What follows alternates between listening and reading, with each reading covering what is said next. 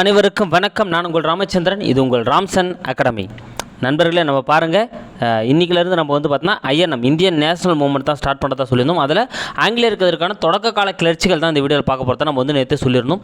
அதன் அடிப்பில் அந்த டெஸ்ட் தாங்க இப்போ நம்ம வந்து பார்க்க போகிறோம். ஓகேங்களா? ஸோ கைஸ், ஒரு பேப்பர் எடுத்துங்க, ஒரு பென் எடுத்துங்க. ஸோ 25 கொஸ்டின்ஸ் நம்ம வந்து எடுத்திருக்கோம். 25 கொஸ்டின்ஸுமே ரொம்ப ஒர்த்தாக தான் நம்ம எடுத்திருப்போம். ஓகேங்களா? ஸோ உங்களுக்கு கண்டிப்பாக யூஸ்ஃபுல்லாக இருக்கும். ஸோ 25 போட்டு வச்சுங்க, ரெடியாக இருங்க. டெஸ்ட்டை அட்டன் பண்ணுங்கள். உங்களோட மார்க் எவ்வளோ அப்படின்றதையும் சொல்லுங்கள். நீங்கள் எந்த அளவுக்கு படிச்சிங்கன்றதையும் நீங்கள் தெரிஞ்சுங்க. ஓகேங்களா? சரி, வாங்க வீடியோக்குள்ளே போகலாம்.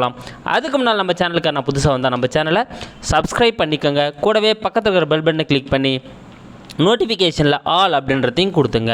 அப்போ தான் நம்ம போடுற வீடியோஸ் உடனடியாக உங்களுக்கு வந்துட்டுருக்கும். ஸோ அது இல்லாமல் நம்ம தனி டெஸ்ட் குரூப் வச்சுட்ருக்கோம். அதுக்கான லிங்க்கும் டிஸ்கிரிப்ஷனுக்கு நீங்கள் ஜாயின் பண்ணிக்கலாம். ஓகே, நம்ம ஃபஸ்ட்டு பார்க்க போகிறது வந்து பார்த்தீங்கன்னா வேலூர் கழகம். ஓகேங்களா? ஸோ நம்ம வந்து பார்த்தோன்னா ஆக மொத்தம் தென்னிந்திய கிளர்ச்சிகள் எல்லாமே வந்து பார்த்தோன்னா நம்ம யூனிட் 8 நம்ம பார்க்க வேண்டியது இருக்குங்க. அதாவது தொடக்க கால ஆங்கிலேயருக்கு எதிரான தொடக்கால கிளர்ச்சிகள் நம்ம ரெண்டாக பிரித்தோம் அப்படின்னா, ஸோ நம்ம தென்னிந்தியாவில் நடந்த கிளர்ச்சிகள் வந்து நம்ம யூனிட் 8 நம்மளை பார்க்குற போலையும், மற்ற கிளர்ச்சிகள் எல்லாமே நம்ம வந்து பார்த்தோன்னா இங்கே பார்க்குற போல ஐயன் நம்ம பார்க்குற போல நம்மளுக்கு வந்து சிலபஸ் வந்து இப்போ பிரிக்கப்பட்டிருக்கு. ஸோ நம்ம அங்கே நம்ம பார்க்குறப்ப யூனிட் 8 நம்ம அதை கவர் பண்ணிடலாம். இங்கான வேலூர் கழகமும் ஏன் பண்ணி இதில் எடுத்துகிட்டு வந்து அப்படின்னு உங்களுக்கு ஒரு கேள்வி வரும். ஸோ அதுக்கானது நீங்கள் போக போக வந்து அதுக்கான ஆன்சர் என்ன அப்படின்றத நீங்கள் வந்து புரிஞ்சுப்பீங்க. ஏன் வேலூர் கழகத்தை நான் இங்கேயும் நேற்று வந்து நடத்தினேன் அப்படின்றது. ஓகேங்களா? சரிங்க, இப்போ பார்க்கலாம் பாருங்கள். ஃபஸ்ட் கொஸ்டின் உங்களுக்கு வியூ ஆகிட்டுருக்கு. கூற்றை கவனி. ஸோ 1 to 25 ரெடியாக வச்சுங்க. ஃபர்ஸ்ட் கொஸ்டின் பாருங்கள். வேலூர் கழகம் 3 கூற்றுகள் கொடுக்கப்பட்டிருக்கு. புரட்சியின் போது சென்னை ஆளுநராக இருந்தவர் பென்டிங் பிரபு, ஆங்கில தளபதியாக இருந்தவர் சர் ஜான் கிரடாக், கவர்னர் ஜெனரலாக இருந்தவர் சர் ஜார்ஜ் பார்லோ. ஓகேங்களா?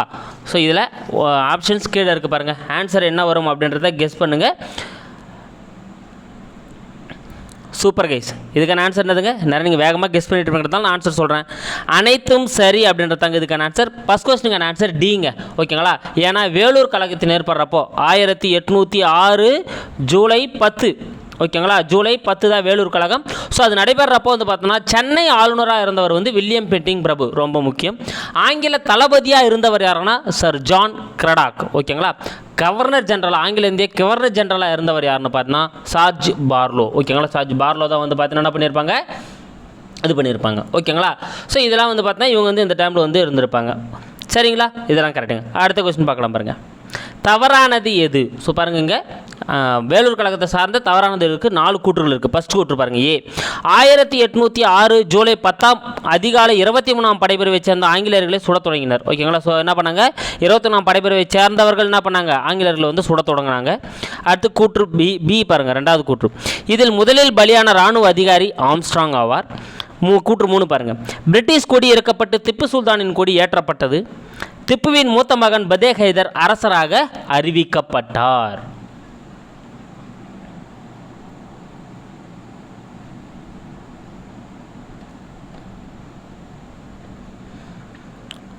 சரி கேஸ், நீங்கள் வாசிக்கும் போதே நீங்கள் கெஸ் பண்ணிகிட்டு இருப்பீங்க. இதுக்கான ஆன்சர் என்னன்னு பார்த்தீங்கன்னா பி தாங்க இதுக்கான ஆன்சர். ஓகேங்களா? ஏன்னா பி தான் தவறாக இருக்குது. ஏன்னா வேலூர் கழகத்தை பொறுத்தவரையிலும் 1806 ஜூலை 10, ஏன்னா ஜூலை 9ஆம் தேதி திப்புவோட மகள் திருமணம், திப்பு சுல்தானோட அந்த மகளோட திருமணம் நடத்துறதுக்காக என்ன பண்ணியிருப்பாங்க, சிப்பாய்கள் வந்து வேலூர் கோட்டையில் வந்து ஒன்று கூடியிருப்பாங்க. ஓகேங்களா? சரி, திப்பு சுல்தான் ஃபேமிலி இங்கே ஏண்டா வருதுன்னா அதுக்கு நீங்கள் என்ன பண்ணணும், பேக் நோக்கி போகணும். ஸோ மைசூர் போரில் திப்பு சுல்தான் இறந்ததுக்கு பிறகு என்ன பண்ணியிருப்பாங்கன்னா, அவர் தூக்குப்பட்டதுக்கு அப்புறம் என்ன பண்ணியிருப்பாங்கன்னா அவரோட அந்த 12 பிள்ளைகள், திப்பு சுல்தானோட 12 பிள்ளைகள் மொத்தமே வந்து என்ன பண்ணியிருப்பாங்க, ஸோ வேலூர் சிறையில் தான் வந்து வச்சுருப்பாங்க. அவரோட மூத்த மகன் தான் பதேக் ஹைதர். ஓகேங்களா? ஸோ இப்போ அந்த கண்டினியூட்டி ஞாபகம் வச்சுங்க.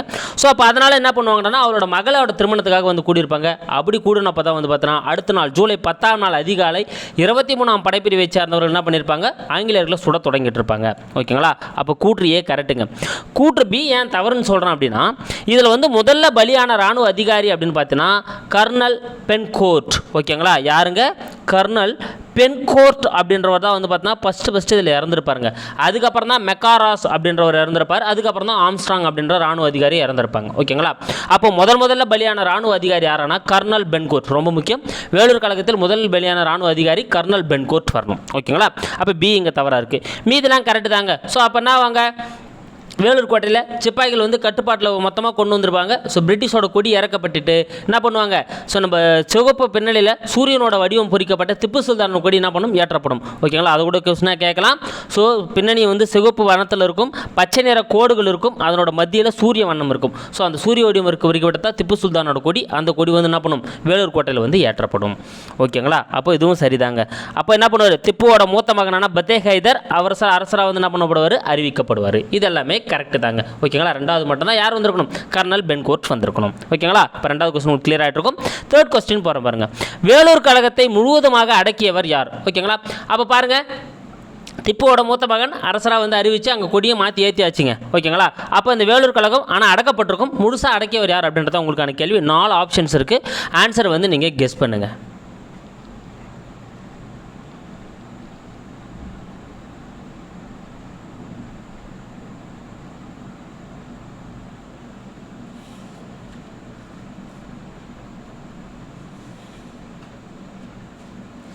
சூப்பர் கேஸ், இதுக்கான ஆன்சர் என்னதுங்க, கில்லஸ்பி.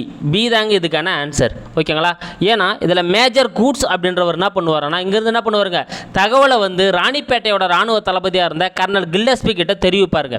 ஸோ அவர் தெரிவித்ததுக்கப்புறம் அங்கேருந்து படையோடு வந்து என்ன பண்ணுவார், நம்ம வேலூர் கோட்டை வந்து அவர் மீண்டு எடுப்பாருங்க. ஓகேங்களா, ஸோ ஆற்காட்டிலேருந்து என்ன பண்ணுவார், நிறைய சிப்பாய்களை கூப்பிட்டு வந்து வேலூர் கிளர்ச்சி முழுவதுமாக அடக்கி என்ன பண்ணுவார், மீட்டு எடுப்பார். ஓகேங்களா, அப்போ கில்லஸ்பி அப்படின்றது தான் இதுக்கான ஆன்சர்.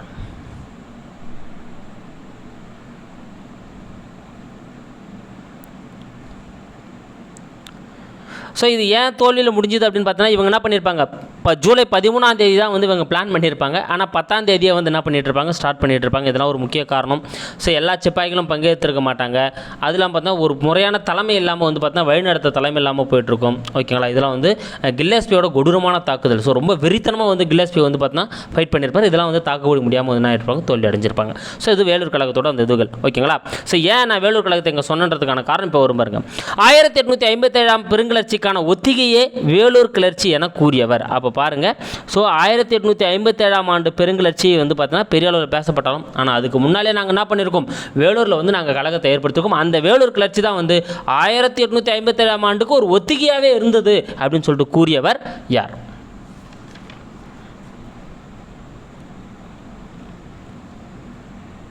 சூப்பர், நேரம் நீங்கள் ஆன்சர் எடுத்துகிட்டு இருப்பீங்க.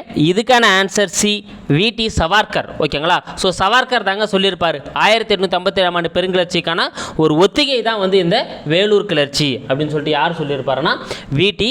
சவார்கர் தான் வந்து சொல்லியிருப்பார். ஓகேங்களா, அப்போ சி தான் இதுக்கான ஆன்சர். ஸோ கே பிள்ளை என்ன சொல்லியிருப்பார் அப்படின்னு வந்து பார்த்தீங்கன்னா, அவர் வந்து வேலூர் கழகம் வந்து பார்த்தீங்கன்னா 1857 புரட்சிக்கு வித்திட்டது அப்படின்னு சொல்லிட்டு கே பிள்ளை சொல்லியிருப்பார். ஜோசப் திவியனை பொறுத்தவரையிலும் வேலூர் கிளர்ச்சி வந்து கம்பெனி ஆட்சிக்கு எதிரான ஒரு கிளர்ச்சி தான் அப்படின்னு சொல்லிட்டு ஜோசப் திவியன் வந்து சொல்லியிருப்பாருங்க. ஓகேங்களா, ஸோ சஞ்சீவி இவர் சொன்னது ரொம்ப முக்கியங்க. சஞ்சீவி என்ன சொல்லியிருப்பாருன்னா, இந்திய விடுதலைக்கு ஒரு முன்னோட்டம், ஓகேங்களா, இந்திய விடுதலைக்கு ஒரு தமிழர்கள் தான் ஒரு முன்னோடி அப்படின்னு சொல்லிட்டு சொன்னவர் யாருன்னா சஞ்சீவி. ஓகேங்களா, ஆனால் இது ரொம்ப முக்கியங்க. வி.டி. சவார்கரோட கூட்டு ஒரு ஒத்திகையே வேலூர் கிளர்ச்சின்னு சொன்னது வந்து வி.டி. சவார்கர். ஓகே, அடுத்த 5வது கொஸ்டின் பார்க்கலாம் பாருங்க. திப்பு சுல்தானின் குடும்பத்தினர் எங்கு சிறை வைக்கப்பட்டனர்? பாருங்க, கில்லஸ்பியால் வந்து என்ன பண்ணப்பட்டிருக்கும், ஸோ மொத்தமாக வந்து அடுக்கப்பட்டிருக்கும். அடக்கப்பட்டதுக்கு அப்புறம் திப்பு சுல்தானோட குடும்பத்தை ஃபுல்லாக என்ன பண்ணியிருப்பாங்க, சிறை வச்சிருப்பாங்க. ஸோ எந்த சிறைக்கு வந்து வச்சிருப்பாங்க அப்படின்றது உங்களுக்கான கேள்வி. ஸோ 4 ஆப்ஷன்ஸ் இருக்குது. ஸோ நிறைய நீங்கள் ஆன்சர் கெஸ் பண்ணிட்டு இருப்பீங்க. இதுக்கான ஆன்சர் என்னன்னு பார்த்தீங்கன்னா பி, கல்கத்தா. ஓகேங்களா, ஸோ திப்பு சுல்தானோட குடும்பத்தினர் வந்து எங்கே சிறை வைக்கப்படுறாங்கன்னா கல்கத்தாவில் தான் என்ன பண்ணப்படுறாங்க, சிறை வைக்கப்படுறாங்க. ஓகேங்களா, சரிங்க, பி தான் இதுக்கான ஆன்சர். அடுத்து நம்ம பார்க்க போது வேலூர் கழகம் முடிஞ்சதுக்கப்புறம் வந்து பார்த்தீங்கன்னா நம்மளோட 1857 புரட்சிக்கு முன்னால் வந்து பார்த்தீங்கன்னா அங்கங்கே விவசாயிகளோட கிளர்ச்சியும் அங்கங்கே பழங்குடிகளோட கிளர்ச்சியும் வந்து ஏற்பட்டிருக்குங்க. ஓகேங்களா, ஸோ அதை பற்றி தான் நம்ம என்ன பண்ண போகிறோம், இப்போ வந்து நம்ம பார்க்க போகிறோம். ஸோ பாருங்கள், ஃபஸ்ட்டு மலபார் ஆங்கிலேயர் கட்டுப்பாட்டில் வந்த ஆண்டு எது? ஸோ மலபார் ஆங்கிலேயர் கட்டுப்பாட்டில் வந்த ஆண்டு எது?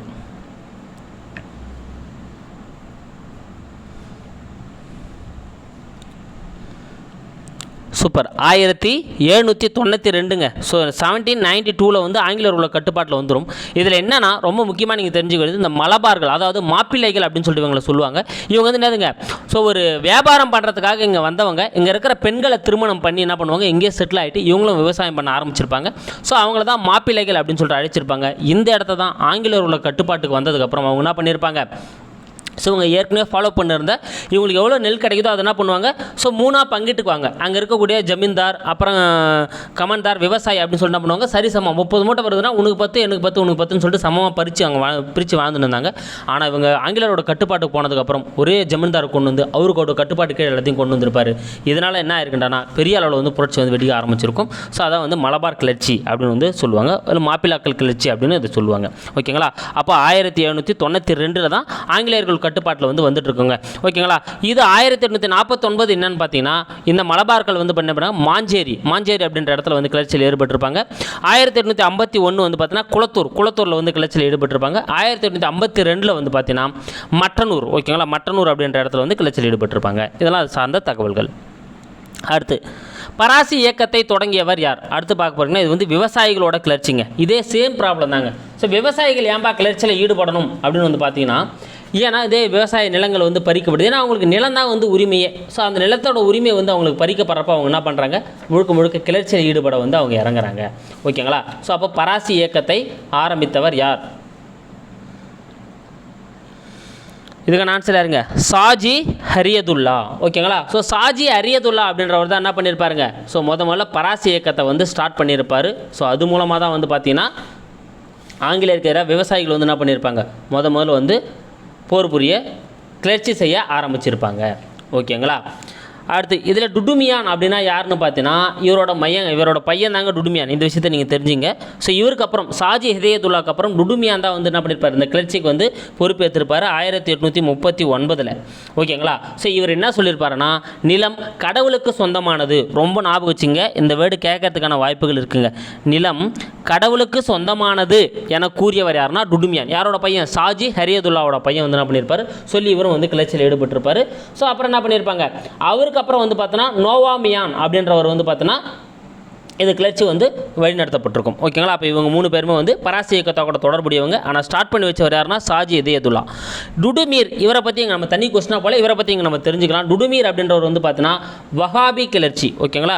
ஸோ வஹாபி கிளர்ச்சியை வந்து ஏற்படுத்தி வச்சது தான் வந்து பார்த்தீங்கன்னா யாருங்க, இந்த டுடுமீர். ஓகேங்களா. டுடுமீர் அப்படின்றவர் வஹாபி கிளர்ச்சியை வந்து ஏற்படுத்தி வச்சவர். ஓகேங்களா.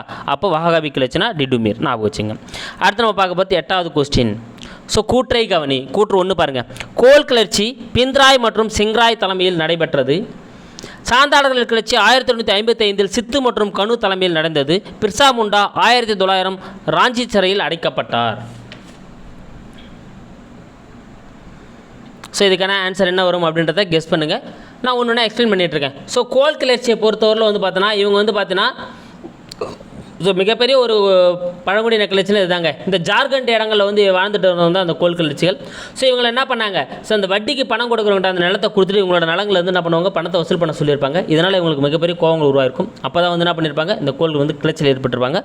ஸோ பிந்த்ராய் மற்றும் சிங்ராய் தலைமையில் தான் அது வந்து ஈடுபட்டிருப்பாங்க. ஓகேங்களா. ஸோ அதுக்கு முன்னால் வந்து பார்த்தோன்னா இவரோட தலைவர் ஒருத்தர் வந்து இருந்திருப்பாருங்க. ஓகேங்களா. ஸோ இவரோட தலைவர் புத்த பகத் அப்படின்னு சொல்லுவாங்க. இது ரொம்ப முக்கியம். புத்த பகத் இவரோட இவரோட தலையை வெட்டி என்ன பண்ணிவிடுவாங்க, ஆங்கிலேயர்கள் வந்து வச்சுருவாங்க. ஸோ அதுக்கப்புறம் தான் வந்து இது கொஞ்சம் கொஞ்சமாக வந்து ஒடுக்கப்படும். ஓகேங்களா. ஸோ இந்த பிந்த்ராயும் சிந்த்ராயும் வந்து 1832 வந்து ஆங்கிலேயர்கிட்ட சரணடைஞ்சிருவாங்க. ஓகேங்களா.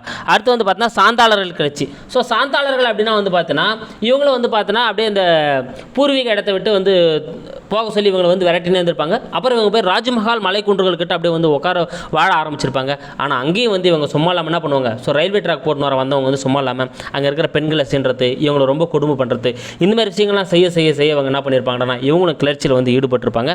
ஸோ 1855 சித்து மற்றும் கனு தலைமையில் தான் வந்து இது நடந்திருக்கும். ஆனால் இதுக்கு முன்னால் 1854 பீர் சிங் அப்படின்றவர் வந்து பார்த்தோன்னா அங்கங்கே கொள்ளை அடிக்கிறது சில விஷயங்கள்லாம் வந்து பண்ணிருந்திருப்பார். அதுக்கப்புறம் 1855 சித்து மற்றும் கனு தான் அதை தலைமை எடுத்து நடத்தியிருப்பாங்க. ஓகேங்களா.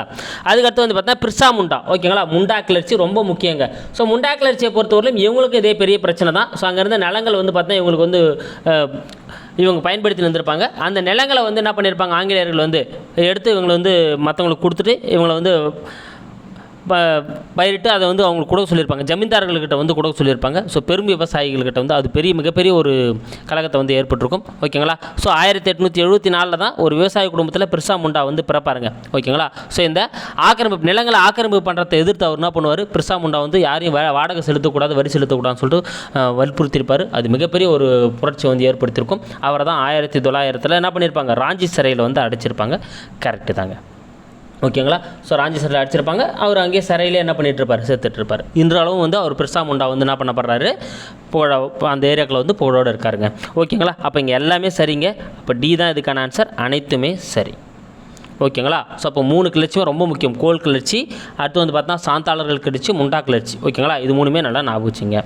அடுத்து குண்டகட்டி முறையை பின்பற்றியவர்கள் யார்? ஸோ குண்டகட்டி முறையை பின்பற்றியவர்கள் யார்? குண்டகட்டி முறையை பின்பற்றியவர்கள், ஸோ ஆப்ஷன் யார் நீங்கள் எடுத்துகிட்டு இருப்பீங்க, முண்டா பழங்குடியினர். டி தாங்க இதுக்கான ஆன்சர். ஓகேங்களா. ஸோ முண்டா பழங்குடியினர் தான் அந்த குண்டகட்டி மெத்தடை பயன்படுத்திட்டு இருப்பாங்க. ஸோ குண்டகட்டி அப்படின்னா என்னன்னு பார்த்தீங்கன்னா, அவங்க என்ன பண்ணுறது, ஸோ மொத்தமாக அவங்க சித்தப்பா பெரியப்பா எல்லோரும் ஒன்றா சேர்ந்து என்ன பண்ணுவாங்க, அந்த ஒன்றா பயிரிட்டு ஒன்றா வந்து அவங்க வாழ்ந்துட்டு இருக்கிறது. ஓகேங்களா. ஒரு பக்கத்தில் இருக்கவங்க அப்படியே நிலம்லாம் சேர்த்து மொத்தமாக பயிரிட்டு அவங்க வாழ்ந்துருக்கப்புறம் ஒரு கூட்டு குடும்பம்னு சொல்லுவோம் இல்லையா, அந்தமாதிரி வாழ்ந்துக்கிறது தான் குண்டகட்டின்னு சொல்லுவாங்க. அதை ஃபாலோ பண்ணவங்க யாருன்னா முண்டா கிளர்ச்சி தான், முண்டா பழங்குடியினத்தை அதை ஃபாலோ பண்ணியிருப்பாங்க. ஓகேங்களா. அடுத்து சோட்டா நாக்பூர் குத்தகை சட்டம் இயற்றப்பட்ட ஆண்டு எது? இது ரொம்ப முக்கியங்க. ஏன்னா இந்த பழங்குடியின கிளர்ச்சிக்கு அப்புறம் தான் வந்து பார்த்தீங்கன்னா இந்த சோட்டா நாக்பூர் குத்தகை சட்டம் வந்து நிறைவேற்றப்பட்டிருக்கும். அதாவது இந்த சோட்டா நாக்பூர் பகுதி வந்து பார்த்தீங்கன்னா மிக கனிம வளம் நிகழ்ந்த பகுதின்றதுனால ஸோ வரவங்க போகிறவங்க எல்லாருமே வந்து பார்த்தா அந்த இடத்துல இருக்கக்கூடிய பழங்குடியினங்களை வந்து பாதிக்கப்பட வச்சாங்க.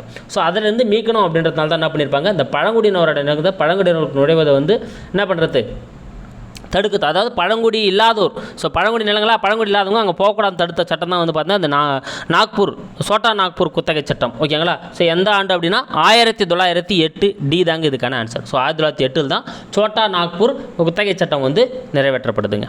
ஓகேங்களா. சரி, அடுத்து நம்ம பார்க்க போகிறது 11வது கொஸ்டின். 1857 ஆண்டு புரட்சி அமெரிக்கா சுதந்திர போரை போன்றே ஒரு விடுதலை போரை என வாதாடியவர். பாருங்கள், அடுத்து நம்ம பார்க்க போகிறது 1857 ஆண்டு புரட்சி தான் நம்ம வந்து பார்க்க போகிறோம். ஸோ ரொம்ப முக்கியமான புரட்சி இது வந்து என்னதுங்க, ஒரு அமெரிக்கா சுதந்திர போரை போன்றே வந்து பார்த்தீங்கன்னா ஒரு விடுதலை போர் தான் அப்படின்னு சொல்லிட்டு வாதாடியவர் யார்? சூப்பர். இதுக்கான ஆன்சர் என்னதுங்க, சவார்கர். சி தாங்க இதுக்கான ஆன்சர். ஸோ சவார்கர் தான் என்ன சொல்லியிருப்பார், இது வந்து ஒரு அமெரிக்கா சுதந்திர போரை போன்ற இதுவும் ஒரு விடுதலை போர் தான் அப்படின்னு சொல்லிட்டு பண்ணியிருப்பார், வாதாடி இருப்பார். ஓகேங்களா. ஸோ இதில் கர்னல் மல்லிசன் அப்படின்னா வந்து பார்த்தா இவர் ஒரு நூல் எழுதியிருப்பாருங்க, the making of the Bengal army, அதாவது வங்காள படையின் உருவாக்கம் அப்படின்னு நூற்றில் என்ன பண்ணியிருப்பார், இது வந்து ஒரு ராணுவ வீரர்களோட கழகம் தான், வேறு எதுவும் இல்லைப்பா அப்படின்னு சிம்பிளாக எழுதிட்டு இருப்பார். ஸோ எட்வர்ட் ஜான் தாம்சன் இவர் என்ன சொல்லியிருப்பாருன்னா வந்து பார்த்தீங்கன்னா இது வந்து உண்மையான ஒரு விடுதலை போராட்டம் தான் அப்படின்னு சொல்லிட்டு பார்த்தீங்கன்னா எட்வர்ட் ஜான் தாம்சன் சொல்லியிருப்பார். Sir John Lawrence, so Lawrence என்ன சொல்லியிருப்பாருன்னா இது வந்து ஒரு ராணுவ புரட்சி தான் அப்படின்னு சொல்லிட்டு சொல்லியிருப்பாருங்க. ஓகேங்களா. இதெல்லாம் அப்படியே ஞாபகம் வச்சுங்க. ஆனால் அமெரிக்கா சுதந்திர போல வந்து இதுவும் ஒரு விடுதலை போரான்னு வாதிட்டவர் வந்து சவார்கர். ஓகேங்களா. ஸோ நல்லா ஞாபகம் வச்சுங்க. அடுத்து 12வது கொஸ்டின். 1857 ஆண்டு புரட்சியின் போது தலைமை ஆளுநராக இருந்தவர் யார்? ரொம்ப முக்கியமான ஒரு கேள்விங்க. தலைமை ஆளுநராக இருந்தவர் யார்? சூப்பர். இதுக்கான ஆன்சர் என்னதுங்க, கார்னிங் பிரபு. சி தாங்க இதுக்கான ஆன்சர். ஸோ 1857 அந்த புரட்சி நடக்கிறப்போ வந்து பார்த்தீங்கன்னா கார்னிங் பிரபு தான் வந்து பார்த்தீங்கன்னா இங்கே என்ன பண்ணியிருப்பார், தலைமை ஆளுநர், அதாவது கவர்னர் ஜெனரலாக வந்து என்ன பண்ணியிருப்பார், இருந்திருப்பார். அடுத்து 1857 ஆண்டு புரட்சிக்கான உடனடி காரணமாக கருதப்படுவது எது? பாருங்கள், 4 ஆப்ஷன்ஸ் இருக்குது. இதில் எது வந்து உடனடி காரணமாக வந்து கருதப்படுது அப்படின்றத நீங்கள் வந்து எடுங்க. ஓகேங்களா. இந்நேரம் நீங்கள் வந்து ஆப்ஷன் வந்து எடுத்துகிட்டு இருப்பீங்க. சூப்பர். இதுக்கான ஆன்சர் என்ன அப்படின்னு வந்து பார்த்தீங்கன்னா டி தாங்க இதுக்கான ஆன்சர். ஓகேங்களா. ஏன்னா இது அனைத்துமே காரணங்கள் தான், ஆனால் உடனடி காரணம்னு சொன்னால் எதுங்க, புதிய என்ஃபீல்டு ரக துப்பாக்கி அறிமுகம் செய்யப்பட்டது தான். ஓகேங்களா. ஏன்னா வெள்ளேசி பிரபுவோட துணைப்படை திட்டம். ஓகேங்களா. அடுத்து டல்லோசியோட வாரிசு இழப்பு கொள்கை. ஸோ இந்த வாரிசு இழப்பு கொள்கை மூலமாக, அதாவது அவகாசி லீக் அப்படின்னு வந்து சொல்லுவாங்க, இது மூலமாக என்ன பண்ணியிருப்பாங்க, ஸோ பஞ்சாப், தஞ்சை, ஜான்சி, லக்னோ இதெல்லாம் வந்து பார்த்தீங்கன்னா இணைக்கப்பட்டிருக்கும் பிரிட்டிஷ் கவர்மெண்ட்டாக கூட. இதனால் அந்த ஏரியாவில் இருக்கிற எல்லாருமே என்ன பண்ணியிருப்பாங்க, டென்ஷன் ஆகிருப்பாங்க. ஓகேங்களா. ஸோ அது ஒரு காரணமாக இருக்கும். அடுத்து கானிங் பிரபுவோட ராணுவ பணியாளர் சட்டம். இவர் என்ன சொல்லியிருப்பார், கடல் கடந்து போய் போரிடணும்னு சொல்லியிருப்பார், அதை மறுப்பு தெரிவிச்சிருப்பாங்க, அதுவும் ஒரு காரணமாக இருக்கும். அதே போல் வந்து பார்த்தீங்கன்னா இந்த மத மாற்றம் செய்கிறது, அப்புறம் நிர்வாகங்கள் வந்து பார்த்தீங்கன்னா நம்ம ராணுவர்களுக்கு வந்து போதிய அளவுக்கு உரிமை கொடுக்காமல் இருக்கிறது, அப்புறம் நிலங்களுக்கு வந்து பார்த்தீங்கன்னா குத்தகை சட்டங்கள் மூலமாக வந்து வரி விதிக்கிறது, இதெல்லாம் வந்து மிகப்பெரிய ஒரு புரட்சிக்கான வித்துட்டு இருந்தாலும் ஆனால் உடனடி காரணமாக இருக்கிறது எதிரான இந்த புதிய என்ஃபீல்டு ரக துப்பாக்கி அறிமுகம் செய்யப்பட்டது தாங்க. ஓகேங்களா. ஏன்னா இதில் பசுவோட கொழுப்பும் பன்றியோட கொழுப்பும் தடைவிறக்கத்தான் வந்து என்ன பண்ணியிருப்பாங்க சொல்லப்பட்டிருக்கும். அதனால் இந்துக்களும் முஸ்லீம்களும் இதை வெறுத்திருப்பாங்க. அந்த தோட்டாவை வந்து மறுத்திருப்பாங்க. இதனால் டென்ஷனான என்ன பண்ணுவாங்க, மங்கள் பாண்டே என்ன பண்ணியிருப்பார், மேலதிகாரி சுட்டு கொண்டுட்டு இந்த புரட்சியை வந்து ஸ்டார்ட் பண்ணி வச்சிருப்பார். அப்போ உடனடி காரணம் இதுதான், புதிய என்ஃபீல்டு ரக துப்பாக்கி அறிமுகம் செய்யப்பட்டது. அடுத்து மங்கள் பாண்டே மேலதிகாரியை சுட்டு கொன்ற நாள். இப்போ தான் மேலே பார்த்தோம் இல்லைங்களா. ஸோ என்ன பண்ணுவாங்க, அந்த தோட்டாவை மறுப்பேன் அப்படின்னு சொல்லிட்டு அந்த மங்கள் பாண்டே வந்து என்ன பண்ணுவார், மறுத்திருப்பார். ஏன்னா ஒரு பிராமணராக இருக்கும் என்ன பண்ணுவார், அவர் வந்து மாடு பன்றிகளை வந்து நான் இருக்கிறத நான் தொடமாட்டேன் அப்படின்னு சொல்லிட்டு பண்ணியிருப்பார், மறுத்திருப்பார். அவர் ரொம்ப வற்புறுத்திருந்தாலும் என்ன பண்ணியிருப்பாருங்க, டென்ஷனாக வந்து அந்த மேலதிகாரியை வந்து சுட்டு கொண்டுட்டுருப்பார். ஓகேங்களா. அது எந்த நாள் அப்படின்னா 1857 மார்ச் 29. 1857 மார்ச் 29 அன்றைக்கி தான் என்ன பண்ணியிருப்பார், அவர் வந்து சுட்டு கொண்டுட்டுருப்பாருங்க. ஓகேங்களா. ஸோ மே 10 அப்படின்னா இது வந்து பார்த்தோன்னா மீரட்டில் போர் வெளிப்படையாக நடந்தது தான் வந்து பார்த்தோன்னா மே 10ங்க. ஓகேங்களா. மே 16 டெல்லி என்ன ஆகிடும், 2ஆம் பகதூர் ஷா கண்ட்ரோலில் போயிடும். ஸோ இந்த டேட்லாம் அப்படியே ஞாபகம் வச்சுங்க. அப்போ 1857 மார்ச் 29 தான் வந்து என்ன பண்ணுறாரு, மேலதிகாரியை சுட்டுக் கொள்கிறாரு. அடுத்து பாருங்கள், பொருந்தா இணை எது, இது தாங்க ரொம்ப முக்கியம். இதில் தாங்க இந்த ஏரியாவில் கொஸ்டின் கேட்டுகிட்டே இருக்காங்க. ஸோ எந்தெந்த ஏரியாவில் யார் வந்து புரட்சிக்கு தலைமை தாங்கினாங்க அப்படின்றது தான். ஸோ டெல்லி 2ஆம் பகதூர் ஷா, கான்பூர் நானா சாஹிப், லக்னோ ஜான்சி ராணி, பிரைலி கான் பகதூர் கான். இதில் எதுங்க தவறாக இருக்குது, சூப்பராக நேரம் கெஸ் பண்ணிகிட்டு இருப்பீங்க. லக்னோ தாங்க தவறாக இருக்குது, சி தான் இது தவறாக இருக்கிறது. ஏன்னா டெல்லியில் வந்து பார்த்தீங்கன்னா 2ஆம் பகதூர் ஷா தான் வந்து தலைமை தாங்கியிருப்பார். டெல்லி என்ன பண்ணியிருப்பார், மே 16 வந்து பார்த்தீங்கன்னா டெல்லி வந்து கைப்பற்றிட்டு இருப்பாருங்க. ஓகேங்களா. அடுத்து கான்பூரில் வந்து பார்த்தா நானா சாஹிப், அதாவது 2ஆம் பாஜிராவோட தத்து புதல்வன் தான் நானா சாஹிப். இவர் தான் வந்து தலைமை தாங்கியிருப்பார். இவரோட படை தளபதி தான் தாந்தியா தோப். ஓகேங்களா. ஸோ அங்கே புரட்சி அவர் மூலமாக தான் என்ன பண்ணியிருக்கும், வெடிச்சிருக்கும். சரிங்களா. அப்போ இதுவும் கரெக்டு தான். லக்னோ வந்து பார்த்தீங்கன்னா பேகம் அஸ்ரத் மகள், ஏன்னா அயோத்தி நவாபோட மனைவியான பேகம் அஸ்ரத் மகள் தான் வந்து பார்த்தீங்கன்னா புரட்சிக்கு தலைமை தாங்கியிருப்பாங்க. ஓகேங்களா. ஸோ ஜான்சி ராணி எங்கே வருவாங்கடானா மத்திய இந்தியாவில் வருவாங்க. ஓகேங்களா. ஜான்சி ராணினா மத்திய இந்தியான்னு வரணும். லக்னோனா வந்து யார் வரணும், பேகம் அஸ்ரத் மஹால் வரணும். பிரைலி வந்து கான் பகதூர் கான், இவர் கரெக்டு தாங்க. ஸோ ரோகுல்கண்டோட தலைமகரான பிரைலியில் வந்து கான் பகதூர் கான் தான் வந்து தலைமை தாங்கி நடத்தியிருப்பார். ஓகேங்களா. அப்போ சீதாங்க தவறாக இருக்குது. லக்னோனா யார் வந்திருக்கணும், பேகம் அஸ்ரத் மஹால் வந்திருக்கணும். அடுத்து பீகாரில் புரட்சியை தலைமையேற்று நடத்தியவர் யார். ஸோ பீகாரில் வந்து பார்த்தீங்கன்னா இந்த புரட்சியை வந்து தலைமையேற்று நடத்தியவர் யார். ஸோ ஆப்ஷன்ஸ் கீழே இருக்குது பாருங்கள். சூப்பர். இதுக்கான ஆன்சர் எதுங்க, கன்வர் சிங். சி தாங்க இதுக்கான ஆன்சர். ஓகேங்களா. ஸோ பீகாரை பொறுத்தவரையிலும் 80 வயதுங்க இவருக்கு. எவ்வளோங்க, 80 வயதுடைய இவர் என்ன பண்ணியிருப்பாருங்க, தலைமையேற்று நடத்தியிருப்பார். இவரால் முடிஞ்சவர்களும் போரிட்டிருப்பார். இவர் இறந்ததுக்கப்புறம் வந்து பார்த்தீங்கன்னா அவரோட சகோதரரான அமர் சிங். ஓகேங்களா. ஸோ அமர் சிங் வந்து தலைமையேற்று பீகாரை வந்து பண்ணினா நடத்தியிருப்பாங்க. ஓகேங்களா. இதில் ரொம்ப முக்கியமாக நீங்கள் ஞாபகம் வச்சுக்க வேண்டியது, இவங்க 3 பேராக கூட சேர்ந்து போரிட்டவர் யாருன்னா தாந்தியா தோப், நானா சாஹிப், லட்சுமி பாய், கன்வர் சிங். இவங்க 3 பேராக கூட சேர்ந்து இவர் போரிட்டிருப்பாருங்க. ஏன்னா முதல்ல கான்பூரில் வந்து பார்த்தீங்கன்னா யாரோட தளபதியாக இருப்பார்னு பார்த்தோம், நானா சாஹிப்போட தளபதியாக தான் வந்து ஒரு தாந்தியா தோப் இருப்பார். அங்கே கேலின் கேம்பல் வந்து தோற்கடிச்சதுக்கப்புறம் அவர் நேபாளத்துக்கு தப்பி சென்றுவார். அதுக்கப்புறம் போய் தான் லட்சுமி பாயா கூட சேர்ந்து என்ன பண்ணுவார், அங்கே குவாலியரா கூட வந்து ஃபைட் பண்ணுறப்போ அங்கே தாந்தியா தோப்பு வந்து இருப்பாருங்க. ஓகேங்களா. அங்கேருந்தும் அப்புறம் தப்பிச்சு வந்தால் கன்வர் சிங்கா கூட பீகாரில் வந்து ஃபைட் பண்ணுவார். ஓகேங்களா. அப்போ இந்த 3 பேராக கூட சேர்ந்து சண்டை போட்டவர் யாருன்னு ஒரு கேள்வி கேட்கலாம். அது யாருன்னு பார்த்தீங்கன்னா தாந்தியா தோப். ஓகேங்களா. ஞாபகம் வச்சுங்க. ஆனால் இவர் யாரோட படைத்தளபதியாக இருந்தார், நானா சாஹிப்போட படைத்தளபதி. அடுத்து 17 கொஸ்டின் பார்க்கலாம் பாருங்கள். டெல்லியை மீட்ட ஆங்கிலேயருடன் தொடர்பற்றது எது. பாருங்கள், டெல்லி யாரோட கண்ட்ரோலில் போயிட்டுருக்குன்னு பார்த்தோம், மே 16 அன்றைக்கெலாம் வந்து பார்த்தோன்னா நம்ம 2ஆம் பகதூர் ஷாவோட கண்ட்ரோலுக்கு போயிட்டுருக்கும். ஆனால் அதுக்கப்புறம் வந்து ஆங்கிலேயர் வந்து மறுபடியும் அதை மீட்டுட்டு இருப்பாங்க. அதில் தொடர்பற்றவர் யார் அப்படின்னு பார்த்தீங்கன்னா டி தாங்க இதுக்கான ஆன்சர். ஏன்னா கேலின் கேம்பல் தான் அதில் வந்து தொடர்பற்றவர். ஆட்சல் வில்சன், நிக்கல்சன் மற்றும் சார் ஜான் லாரன்ஸ். ஸோ இவங்க 3 பேரும் சேர்ந்து தான் டெல்லியை மீண்டும் என்ன பண்ணியிருப்பாங்க, ஆங்கிலேயரிடமே கைப்பற்றி கொடுத்துருப்பாங்க. ஓகேங்களா. ஸோ கேலின் கேம்பலை பொறுத்தவரையில் வந்து இவர் வந்து கான்பூர், ஸோ நானா சாஹிப் தலைமை தாங்கின கான்பூரை வந்து இவர் தான் வந்து மீட்டு கொடுத்துருப்பாரு. லக்னோவையும் வந்து இவர் தான் மீட்டு கொடுத்துருப்பார். ஓகேங்களா. அப்போ கான்பூர், லக்னோ மற்றும் கான்பூர் வந்து இவர் வரணும். ஓகேங்களா. ஸோ இது புரிஞ்சிருக்கும். அடுத்த கொஸ்டின் பார்க்கலாம் பாருங்கள். லக்னோ யாரால் மீட்கப்பட்டது. ஸோ நான் இப்போ தான் ஆன்சர் வந்து நான் ஆல்ரெடி சொல்லிட்டேன். ஸோ லக்னோ வந்து யாரால் மீட்கப்பட்டதுனா கேலின் கேம்பல் அப்படின்றவரால் தான் என்ன பண்ணப்படுங்க, லக்னோ வந்து மீட்கப்படுங்க. லக்னோவும் கான்பூரும் வந்து பார்த்தீங்கன்னா என்ன பண்ணப்படும், மீட்கப்படும். ஸோ கான்பூரை பொறுத்தவரையிலும் 1857 மீட்கப்படும். லக்னோ பொறுத்தவரையிலும் 1857 1858 வந்து காலின் கேம்பலால் வந்து மீட்கப்படும். ஸோ இவங்க 2 பேர் யாருன்னு பார்த்தோன்னா sir Henry Lawrence, colonel Neil. So இவங்க 2 பேருமே வந்து யாருன்னா லக்னோ போரில் வந்து பார்த்தோன்னா உயிரிழந்த ஆங்கில அதிகாரிகள். ஓகேங்களா. ஸோ லக்னோ அயோத்தி நவாப் மனைவியான பேகம் அஸ்ரத் மஹால் தலைமை தாங்கியிருப்பாங்க இல்லையா, அந்த லக்னோவோட புரட்சியில் வந்து பார்த்தீங்கன்னா சர் ஹென்ரி லாரன்ஸும் கர்னல் நீலும் வந்து என்ன பண்ணியிருப்பாங்க, கொல்லப்பட்டிருப்பாங்க. ஆனால் காலின் கேம்பல் 1858 வந்து என்ன பண்ணியிருப்பார், லக்னோ வந்து மறுபடியும் மீட்டுருப்பார். ஓகேங்களா. அப்போ சி தான் இதுக்கான ஆன்சர். அடுத்து 1857 ஆண்டு புரட்சி தோல்விக்கான காரணங்களில் சரியானது எது? ஓகேங்களா. அவ்வளோதாங்க. ஸோ ஓரளவுக்கு என்ன பண்ணிட்டாங்க, அங்கங்கே புரட்சிகள் வந்து தலைமை தாங்கி மறுபடியும் வந்து மீட்டு எடுத்துகிட்டு இருப்பாங்க. இதில் வந்து பார்த்தீங்கன்னா இந்த ஜேம்ஸ் நீல் அப்படின்றவர் வந்து பார்த்தீங்கன்னா பனாரஸ் அலகாபாத்லாம் வந்து அவர் வந்து மீட்டு எடுத்திருப்பார். அந்த ஜேம்ஸ் நீல் தான் வந்து பார்த்தீங்கன்னா நீல் சிலை அகற்றும் போராட்டம்ன்றதை நம்ம படிச்சிருப்போம். ஸோ அது அப்படிங்கிறது வந்து மிங் பண்ணிங்க. ராஜாஜி என்ன பண்ணியிருப்பார், அந்த நீல் சிலை அகற்றும் போராட்டத்தை வந்து என்ன பண்ணியிருப்பாங்க, அந்த சிலையை வந்து அகற்றிருப்பாங்க. ஓகேங்களா. அது இங்கே அப்படியே ஞாபகம் வச்சுங்க. ஆனால் இங்கே 1857 ஆண்டு புரட்சி தோல்வி அடைஞ்சிச்சு இல்லையா, அந்த தோல்வி அடைஞ்சதற்கான காரணங்களில் சரியானது எது? 4 ஆப்ஷன்ஸ் இருப்பாருங்க. படித்த இளைஞர்கள் புரட்சியில் பங்கேற்கவில்லை, தபால் தந்தி ஆகியவை ஆங்கிலேயர் கட்டுப்பாட்டில் இருந்தது, 1857 மே 31க்கு முன்னதாகவே தொடங்கப்பட்டது, இஸ்லாமியர் இந்துக்கள் ஒற்றுமையின்மை. ஸோ படிக்கிறப்ப ஆன்சர் எடுத்துகிட்டு இருப்பீங்க. சூப்பர். டி தாங்க இதுக்கான ஆன்சர். அனைத்துமே சரிங்க. ஓகேங்களா. ஏன்னா படித்த இளைஞர்கள் இதில் பங்கேற்றிருக்க மாட்டாங்க. அதே போல் இது வந்து பார்த்தீங்கன்னா இந்த புரட்சி வந்து தென்னிந்தியாவில் வந்து வந்திருக்காது, வட இந்தியாவில் மட்டும்தான் வந்து நடைபெற்றிருக்கும். அதே போல் வந்து பார்த்தீங்கன்னா செல்லுமிக்க ஜமீன்தார்களும் இதுக்கிட்டே வந்திருக்க மாட்டாங்க. தபால் தந்தி எல்லாமே ஆங்கிலேயர்கிட்ட இருந்ததால் அவங்களால சீக்கிரமாக என்ன பண்ண முடிஞ்சது, அடுத்தடுத்த மூவ் வந்து செய்ய முடிந்தது. அதே போல் நவீன ஆயுதங்களை வந்து நிறைய ஆங்கிலேயர்கள் பயன்படுத்தியிருப்பாங்க. அதே போல் நம்மளுக்கு தலைமை தாங்கிய அந்த இப்போ நம்ம பார்த்தோம் இல்லையா கான்பூர், லக்னோ, மத்திய இந்தியா, அந்த தலைமை தாங்கிகளுக்கு வந்து போதுமான அனுபவம் இல்லாத ஒரு மிகப்பெரிய காரணம். ஆனால் மே 31 தான் இவங்க வந்து திட்டமிட்டிருப்பாங்க. ஆனால் அந்த மங்கள் பாண்டே, நம்ம தலைவர் மங்கள் பாண்டே என்ன பண்ணியிருப்பார், மார்ச் 29 ஷூட் பண்ணி அவர் ஸ்டார்ட் பண்ணி வச்சுட்டு இருப்பார். அதனால் ஓரளவுக்கு என்ன பண்ணியிருக்காது, இது வந்து போய் ரீச் ஆகிருக்காது.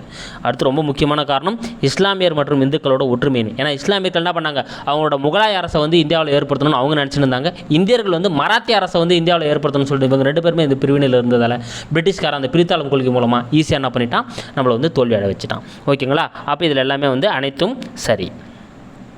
அடுத்து பார்க்கலாம் பாருங்கள். 20வது கொஸ்டின். இந்தியர்களின் மகா சாசனம் அதாவது மேக்னா கர்ட்டா என அழைக்கப்படுவது எது? இந்தியர்களின் மகா சாசனம் அல்லது மேக்னா கர்ட்டா என அழைக்கப்படுவது எது?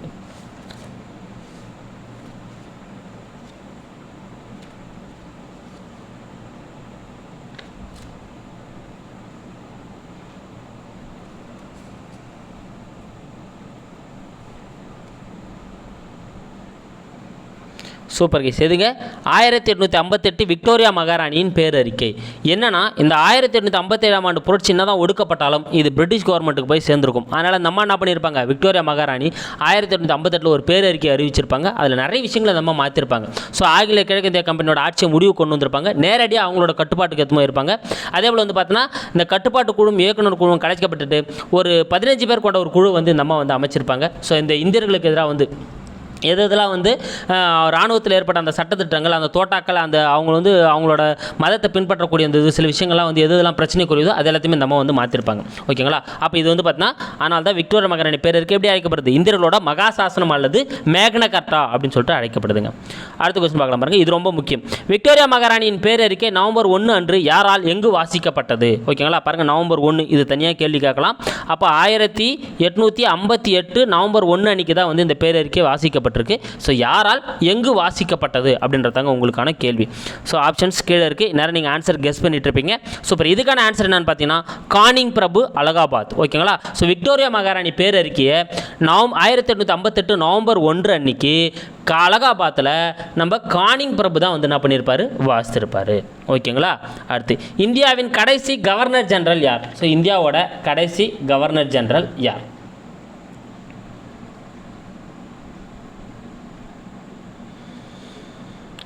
சூப்பர். இதுக்கான ஆன்சர் என்னதுங்க, கானிங் பிரபு சிங்க.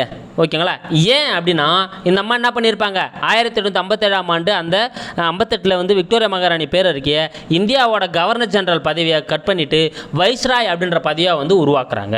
ஓகேங்களா. அப்போ அப்படி கடைசியாக இருந்த கவர்னர் ஜெனரல் யாரானா கானிங் பிரபு தான் வந்து கடைசியாக இருந்திருப்பார். ஓகேங்களா. அப்போ முதல் கவர்னர் ஜெனரல் யாருன்னு தெரியணும் இல்லையா, அது யாருன்னா வில்லியம் பெண்டிங் பிரபு. இது எங்கே பார்க்கலாம்டா நீங்கள், 1833 ஆண்டு பட்டய சட்டம். 1833 ஆண்டு பட்டய சட்டத்தில் என்ன பண்ணியிருப்பாங்க, வங்காளத்தின் கவர்னர் ஜெனரல் பதவியை இந்தியாவின் கவர்னர் ஜெனரல்னு மாற்றிருப்பாங்க. அப்படி இந்தியாவின் கவர்னர் ஜெனரல்னு மாறினவர் யாருன்னா வில்லியம் பெண்டிங் பிரபு. ஓகேங்களா. ஸோ வங்காளத்தோட முதல் கவர்னர் ஜெனரலாக வாரன் ஹேஸ்டிங் இருந்திருப்பார்.